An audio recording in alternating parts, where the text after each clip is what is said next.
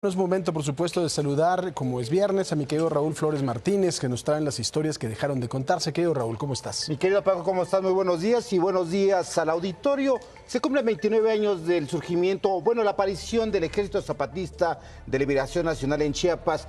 Han pasado 29 años, mi querido Paco, pero me creerás que las nuevas generaciones no saben de este movimiento. Y también algo muy importante, se dio a conocer la pobreza de los indígenas, pero no se ha dado a conocer que después de la entrada del Tratado de Libre Comercio de América del Norte, muchos de estos indígenas han ido a Estados Unidos a trabajar. Además, y en aquel entonces surgió un rockstar, ¿no? El subcomandante Marcos Rafael Guillén Vicente. En verdad, nadie se acuerda de él todavía. Nadie ya quedó borrada la historia del Ejército Zapatista. Así es. Pero ¿qué te parece, Paco, si vemos lo siguiente? Vamos a ver.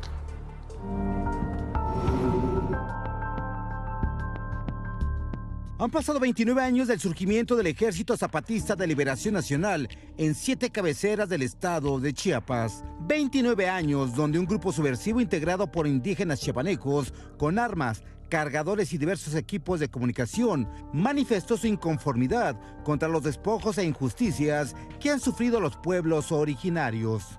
Todo esto a la par de la entrada del Tratado de Libre Comercio de América del Norte.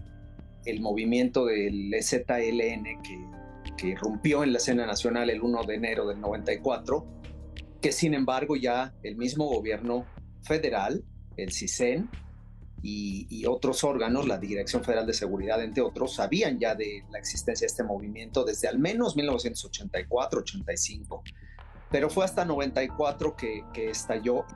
Un movimiento que fue cubierto por la prensa nacional e internacional, por lo que se dio a conocer al mundo. Fue un parteaguas porque, recordemos los hechos históricos de nuestro país y el zapatismo permitió decirle al mundo la pobreza extrema en que estaban los indígenas chiapanecos, y eso provocó que incluso el interés mundial de los medios de comunicación. 29 años han pasado y esa historia de México ha sido olvidada por las nuevas generaciones. Del 2003, 2004 a la fecha, es un tema que pasó al olvido.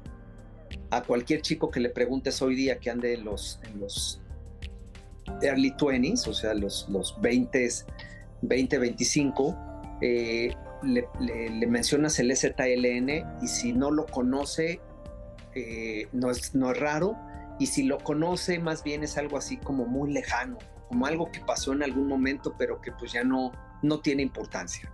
El Ejército Zapatista por años reflejó el éxito de su movimiento. Sin embargo, hay secretos que no se han dicho.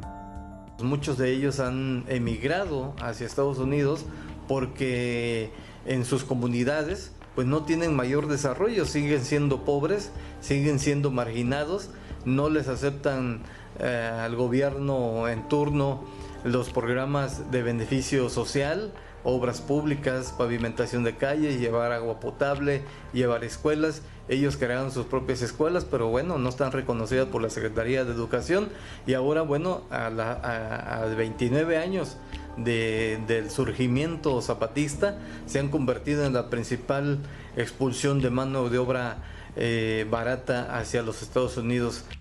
De acuerdo con las áreas de inteligencia del gobierno del entonces presidente Ernesto Zedillo, el subcomandante Marcos es Rafael Sebastián Guillén Vicente, nacido en Tampico, Tamaulipas, en 1957, un personaje que se ha olvidado con el paso de los años.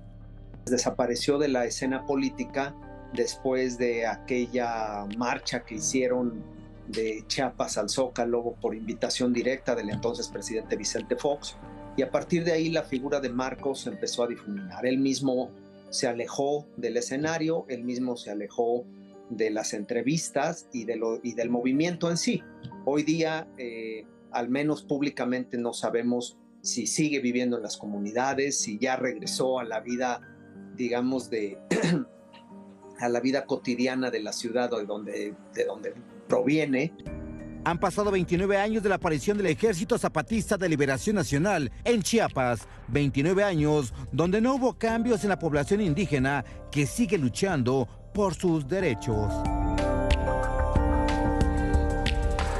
querido Raúl, un movimiento que tuvo además de todo una repercusión internacional importantísima, que al final de cuentas no sirvió para nada. No sirve para nada, mi querido Paco. Los indígenas siguen estando peor que antes, porque a pesar de que hubo una gran, como tú bien lo mencionas, mirada internacional, siguen estando igual, incluso ahora asediados por el crimen organizado. La verdad es que es una tristeza, pero bueno, muchísimas gracias, mi querido Raúl, y Buenos vamos días. ahora a la información internacional.